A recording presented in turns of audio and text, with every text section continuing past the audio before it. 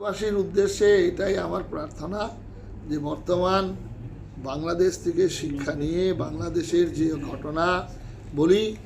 যে মিডিয়া বন্ধুরা, যে সংবাদপত্ররা যেভাবে তুলে ধরেছেন, এখান থেকে শিক্ষা নিয়ে আমাদের আগামী দিনে আমাদের পশ্চিমবঙ্গের হিন্দু বাঙালিদের একতাবদ্ধ হওয়া এবং হুমায়ুনের যে নির্দেশ, হুমায়ুন যেটা বলেছেন যে হিন্দুরা পান্তা ভাত খেয়ে ঘুমোয় ভোটের দিন আর আমাদের লোকেরা ঘুগনি মুড়ি খেয়ে 100% ভোট দেয়, এই শিক্ষাটা যেন নেয়, না হলে শ্রীহট্টের মতো অবস্থা হবে। এখানে আমাদের অনেক আমার খুবই পরিচিত, আমার খুব শ্রদ্ধেয় আমাদের মোহিতবাবু আছেন, সবাই খুব অভিজ্ঞ জ্ঞানী ব্যক্তি, বহুদিন যাবৎ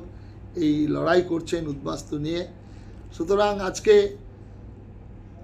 দেওয়ালে পিঠ ঠেকে গেছে, এরপরে আর যাওয়ার একটা রাস্তা নেই।